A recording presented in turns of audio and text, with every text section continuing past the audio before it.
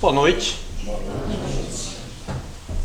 Uma noite que prenuncia uma chuva, né? Todo mundo já deve estar querendo essa chuva aí, calor. Mas a chuva, ela refresca o ambiente. Não só refresca o ambiente, como ela purifica, não é? A nossa atmosfera. E hoje nós vamos conversar com um assunto, falar sobre um assunto que deverá ir nessa direção, de nos purificarmos também, de levarmos as nossas condições mentais, não é? Como nós pensamos, como nós encaramos o nosso dia a dia com mais propriedade. Vamos conversar sobre um assunto que convive conosco. A fonte da felicidade, o impulso da vida, a relação para conosco mesmo. E o que seria isso? O que vocês imaginam que poderia ser isso? A fonte da felicidade. Nós, não é? Nós é que temos esta possibilidade. Não existe outra maneira de alcançarmos a felicidade que não seja pelas nossas próprias caminhadas, pelas nossas próprias pernas, não é verdade? E uma palavra que vem do grego, que se chama ego, não é? O ego é o eu.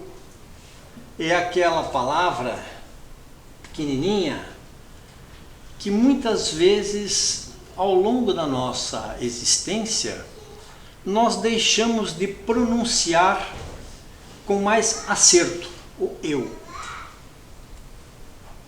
Só tropeça quem está no caminho. É uma verdade isso que nós estamos falando aqui? Só tropeça quem caminha, não é isso? Só erra quem é livre para tentar, não é? Se todos estamos livres para tentar, nós podemos também, em algum momento, não acertarmos. Dos tribunais romanos, é usado até hoje, nós temos então a palavra penitenciária, né? Ela vem com muitas das leis que nós utilizamos e muitas das palavras que nós utilizamos no direito, vem dos tribunais romanos. Penitenciária é uma dessas palavras. A palavra penitenciária, ela não tem hoje a mesma significação que se esperaria como centro educador e reformador de redenção de uma falta cometida, não é? Para as penitenciárias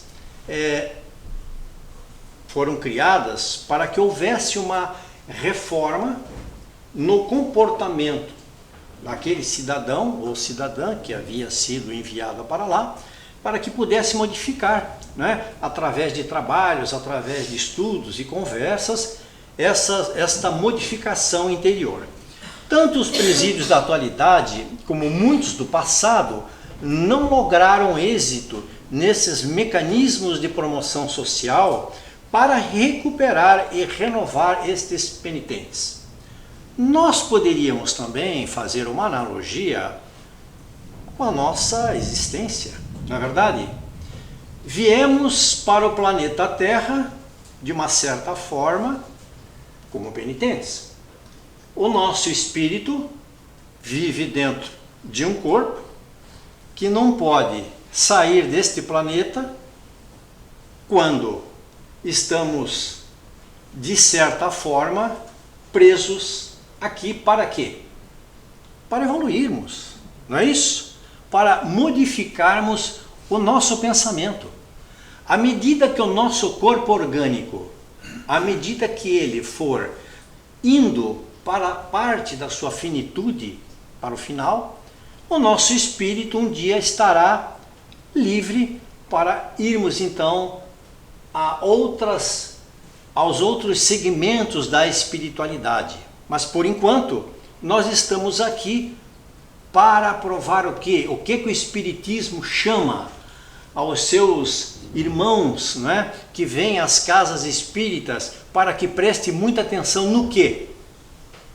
Na reforma íntima. Exatamente isso. As penitenciárias, de uma certa forma, também foram criadas para que houvesse uma reforma através do pensamento desses penitentes. Prisioneiros em reclusão por muitos anos, quando se encontram em liberdade, sentem medo e insegurança quanto ao seu futuro. Prisioneiros, quando estão em cadeias, em penitenciárias durante muito tempo, eles começam a ter a segurança desse local onde eles estão, não é? Então, quando você fala em liberdade para eles, essa liberdade traz o quê? A insegurança, exatamente a insegurança. Nas celas, eles sentem essa segurança, recebem comida, agasalhos e têm um teto para se abrigar. Fora das celas, ao entrar em contato com outras pessoas e comunidades, a realidade para eles tomará o quê? Uma dimensão diferente, não é verdade? Alguns até, provavelmente, vocês já tenham escutado, pedem para voltar, quando estão em liberdade, eles pedem para voltar para essa segurança. Para eles era um local seguro. Eles acabam fazendo amizades, não é? Acabam tendo uma vida dentro daquilo que eles entendem como uma vida normal, e o exterior, aquilo que está fora desta segurança que eles criaram na mente, passa a ser o quê? Uma insegurança. Se antes possuíam uma relativa certeza e não se preocupavam com o dia de amanhã, agora, quando eles estão libertos, vão precisar desenvolver habilidades para conseguir o que precisam. Vocês estão começando a entender aonde é que nós vamos chegar? Estamos caminhando para onde? Para um pensamento mais libertador da nossa mente, não é? A liberdade trará os imprevistos da vida livre para eles, as hesitações e ansiedades, as tribulações do significado de viver. Todos nós que vivemos o dia a dia sabemos das tribulações, das dificuldades, não é? Que vêm ao nosso encontro. Essas dificuldades, o Espiritismo diz que elas são o quê? Provas, não é verdade? Nós não encaramos essas dificuldades como provas, nós não conseguimos muitas vezes visualizar, ter essa visualização. Eu estou passando por uma prova. Você pensa ou pensamos, o que é que eu estou passando por esse momento? O que está acontecendo aqui na minha vida, não é? Eu tenho vivido uma vida normal, correta, ou não, muitas vezes não tenho vivido essa vida normal nem correta e passo por dificuldades, né? O pessoal lá de cima nos chama a atenção de diversas maneiras, mas essas hesitações, essas ansiedades que nos vêm no nosso dia a dia, elas fazem parte destas provas. O que eu quero dizer com isso é que nós não estamos aqui nesse planeta, não estamos aqui no nosso corpo orgânico presos para aproveitarmos a nossa vida. Nós estamos aqui para aprender, nós estamos aqui para evoluir, nós estamos aqui para modificar o nosso interior e nós estamos aqui também para nos fraternizarmos. Hoje, mais do que nunca, estamos caminhando para um ponto em que você olha a pessoa que está convivendo, aquela que está ao seu lado, papai, mamãe, tia, sobrinho, amigo, precisa trazer essa pessoa para mais próximo. Nós estamos necessitando de carinho, nós estamos necessitando de amor, porque o mundo está extremamente difícil nas suas hesitações. Aquilo que vem para nós hoje não vinha há 15 anos atrás. O nosso íntimo também é assim, preso na cela do ego, na cela do eu. O nosso íntimo, ele é preso nessa cela do ego, do eu, não é? Nós conjugamos esse eu na maior parte das vezes, de uma maneira que não é a correta. Durante anos, vivendo num mundinho supostamente seguro, que é aquele que nós criamos para nós, um mundo que é supostamente seguro.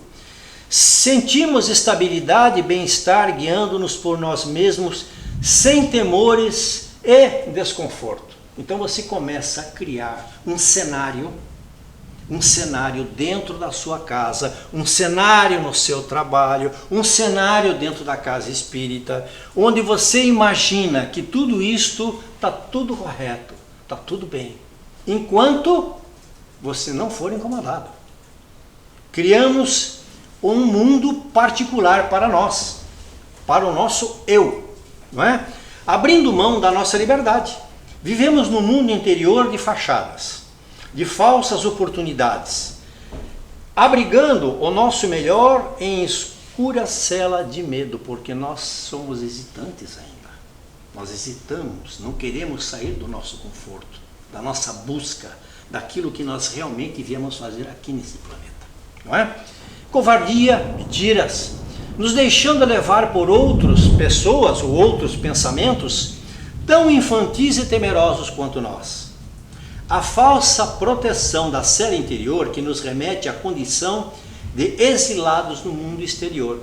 Nós mergulhamos dentro de nós, do nosso eu, do nosso ego, na nossa vontade de criarmos este conforto e hesitamos em buscar o quê? A liberdade.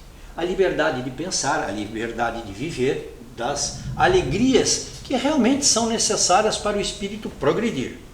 Celas que nos dão pálidas honrarias e sucessos passageiros, nós vamos atrás desses sucessos, né?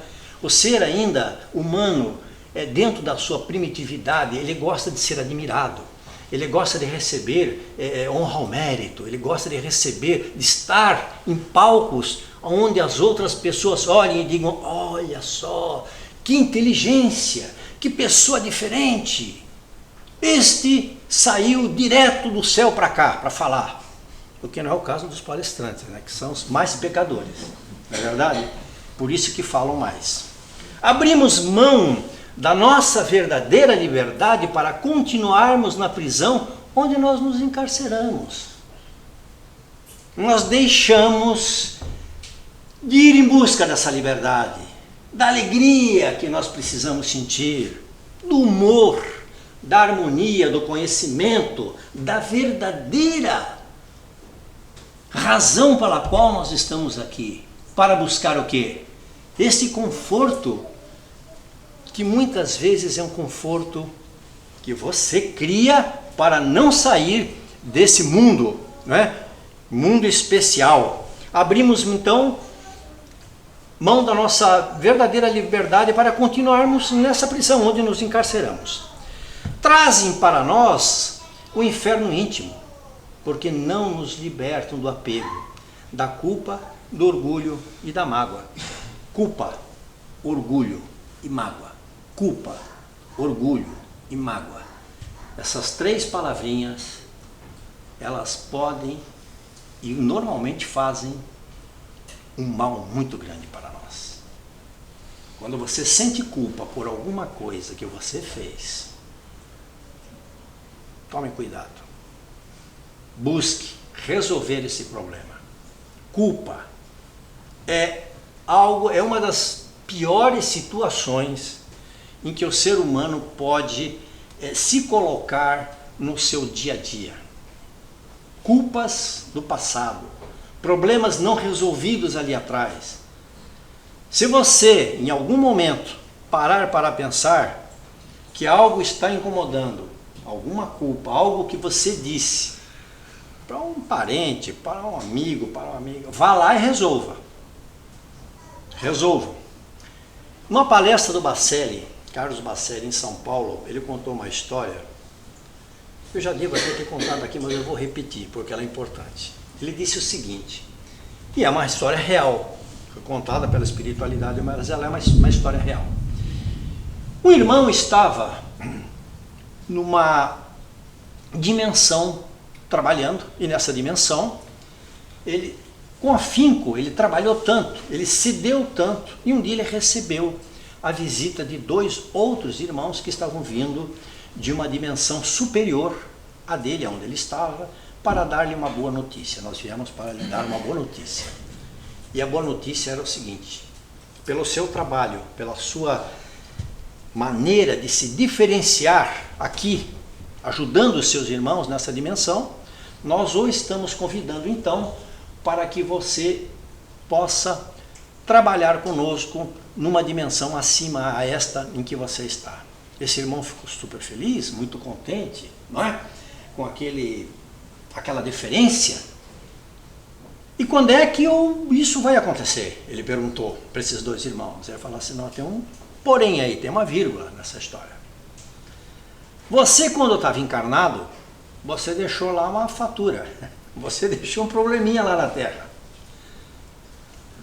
Você tinha um amigo e você magoou esse amigo profundamente. Você foi no âmago dele, no íntimo dele, e o magoou. E ele nunca esqueceu esta mágoa, e isso o atrapalhou muito.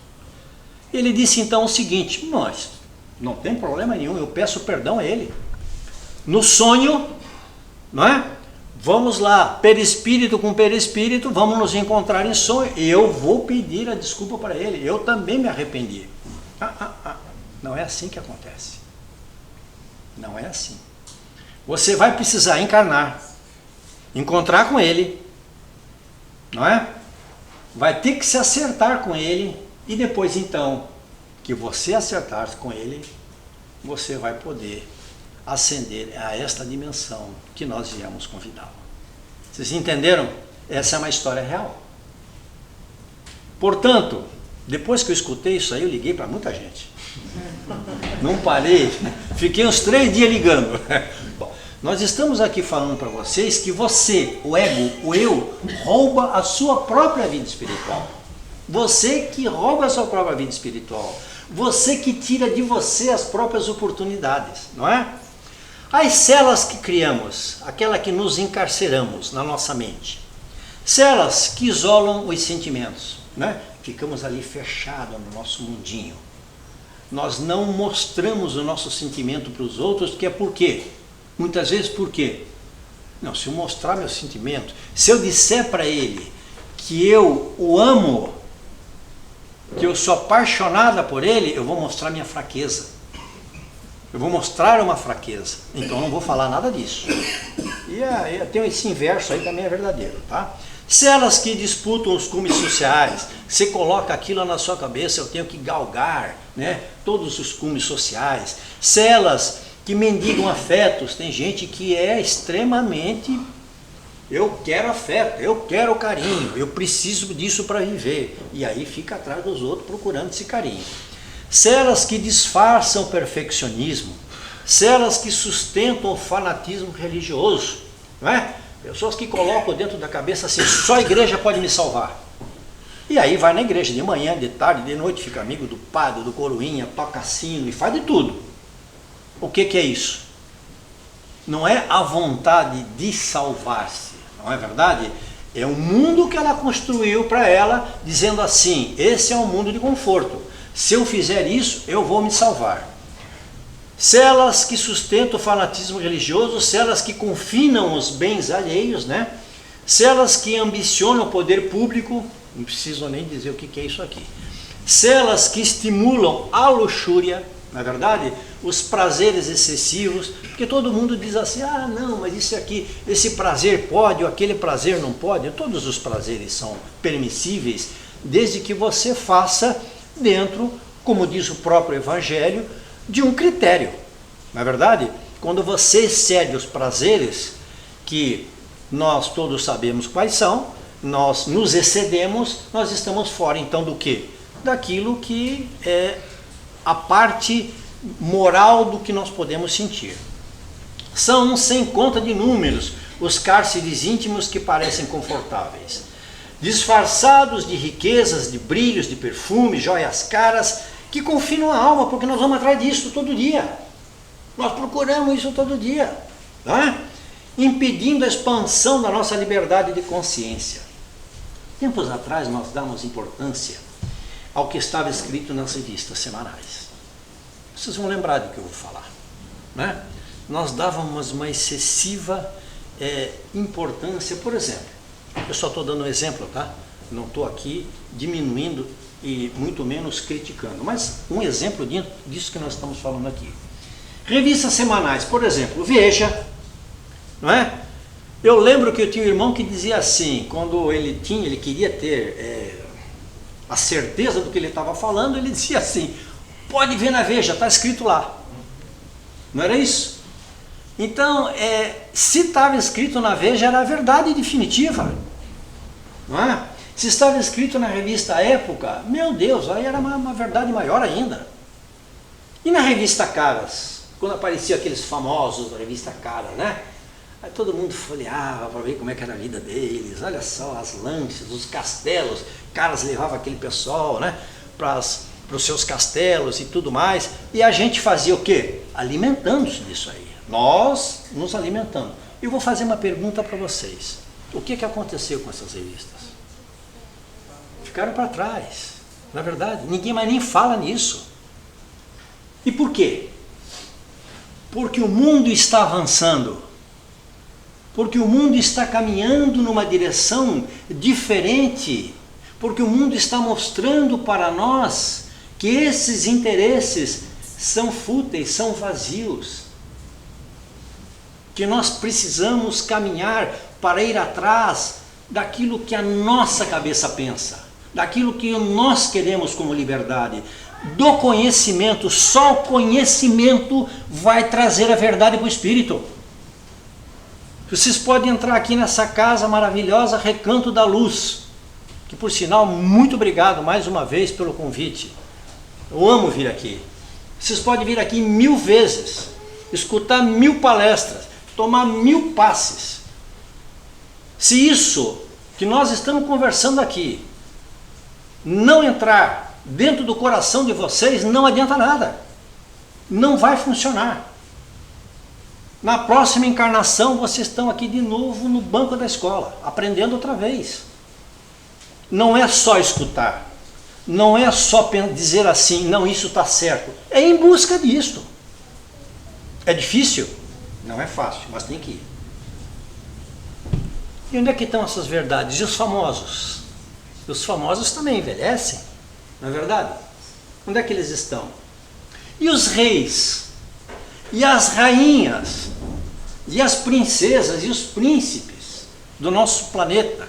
Ao longo de todos os séculos, quantos já se foram? E quantos outros ainda irão? Vocês estão entendendo o que eu quero dizer com isso? Tudo passa. Realmente tudo vai passar. Não é o tempo que passa, entendam bem. Somos nós que passamos pelo tempo. O tempo não passa. O tempo, ele é estacionário. Nós passamos pela vida. Não é a vida que passa por nós. Nós estamos escrevendo a nossa história. O tempo, ele é eterno. Como o universo é eterno. Como o infinito é eterno. Como o espírito é eterno. Quando nós dizemos assim, o tempo está passando para mim, você não está falando uma realidade. Eu estou passando pelo tempo. O tempo sempre esteve aqui. Sempre esteve e sempre estará. Para nós, no mesmo lugar. Sair da prisão em que o nosso ego, a nossa vaidade nos coloca, não é tão fácil como imaginamos, é difícil. São os grilhões da mente que nos aprisionam, né? Conceitos antigos, que calcificam a nossa vontade, nos tornando velas sem vento. Você sabe o que é uma vela sem vento?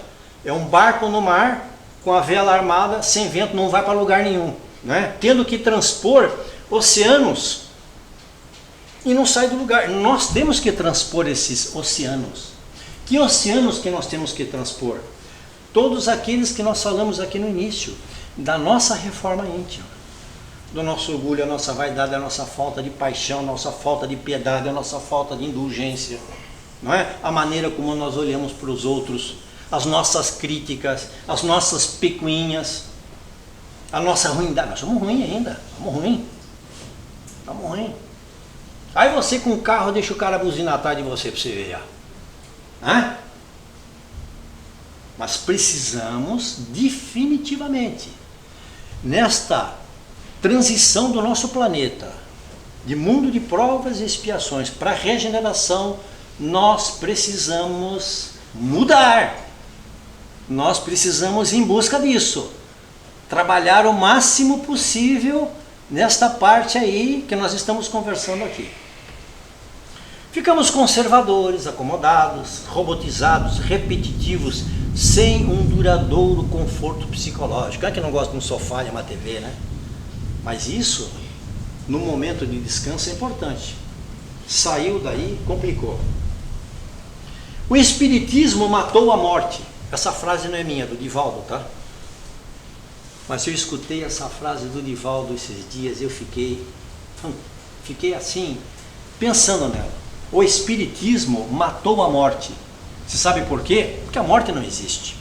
O Espiritismo, quando ele veio, quando ele trouxe os conceitos dele como uma doutrina de vanguarda, ele matou a morte. Ele falou assim, a morte não existe. E ela realmente não existe. Você sabe o que é a morte? A morte é um sono profundo. Na hora em que você está falecendo, vem um sono, como toda noite vem o sono que te leva a dormir. A morte não é diferente. Você vai sentir esse sono, quando você acordar, já está onde? Ao do outro lado.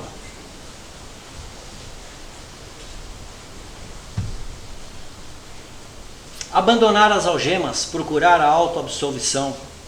Autoabsolvição, aquelas culpas, né, que a gente estava conversando aqui. Esquecer as tentativas, procurar o foco da vida, o porquê de viver. Conhecimento para crescer são as opções concretas para nos tornarem verdadeiros libertos, para nos libertarmos da nossa penitenciária interior. Impulsionando o bem-estar e desatando as nossas repetitivas existências eivadas nos mesmos erros. Nós viemos para cá, repetimos os erros e depois nós temos que voltar para descomplicar o que complicamos outra vez. A vida é um processo dinâmico e não pode ser pré-determinado segundo a nossa diminuta visão evolutiva. Não é? Ninguém tem absoluta certeza do que nos acontecerá amanhã. É uma verdade isso? Não estamos falando uma verdade?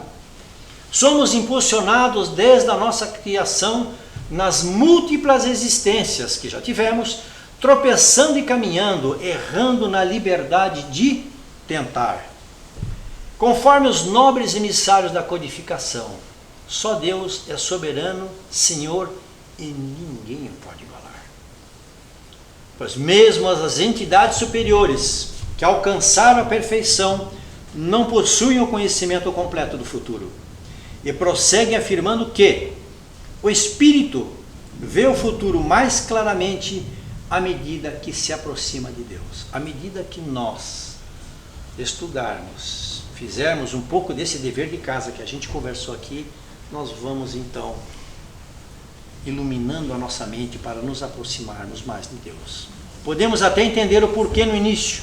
A liberdade vem acompanhada com certa dose de insegurança. Fora das quatro paredes do nosso eu, do nosso ego, sentimos instabilidade, vacilações, incertezas e até muito medo. Nas celas da mente, vivemos no claustro, na escuridão, no conforto enganador, não é? Fora, onde a liberdade é um novo sopro de vida, uma nova aragem, a verdadeira vida, tomamos as nossas próprias decisões, tomemos todos nós as nossas próprias decisões. Estamos livres para acertar, errar, dançar, correr, brincar, ser independente, viajar e conhecer novas oportunidades. Vamos nos lançar para a vida está aqui para nós nos lançarmos. O pensamento é vida e vida é mente. Não pode ser linear, satisfeito sempre. Você não pode achar que a vida que você tem é aquela, né, da mesma coisa. Como diz o próprio Divaldo naquela palestra em que eu assisti recentemente, ele diz o seguinte: nós não podemos acordar, comer, fazer sexo, procurar as mesmas coisas de todo dia, sem olharmos para dentro de nós, sem progresso interior, esquecendo de viver. Essa segurança da cela, desse interior, deve ser trocada por desejo sadio de se viver por si mesmo, de você pensar pela sua própria ideia, sua própria cabeça.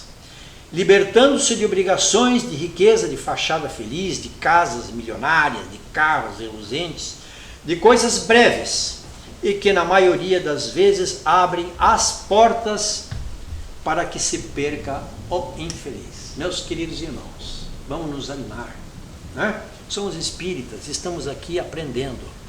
Dentro da casa espírita, nós temos essa oportunidade de conhecer aquilo que pode nos libertar. Vamos ter mais humor, mais paciência dentro de casa. Vamos ter mais indulgência para com os nossos irmãos. Indulgência, o que é indulgência? A gente às vezes olha para a pessoa e vem lá na cabeça, se você não acaba não falando, ainda vem lá uma crítica em relação àquilo que ele está falando, o jeito que ele é, o jeito que ela é. Vamos ser mais indulgentes, vamos tentar, pelo menos, trazer para dentro desse nosso coração e da nossa mente ainda presa, tão necessitada, não é, dessa liberdade, vamos aproximar mais o Evangelho de Jesus.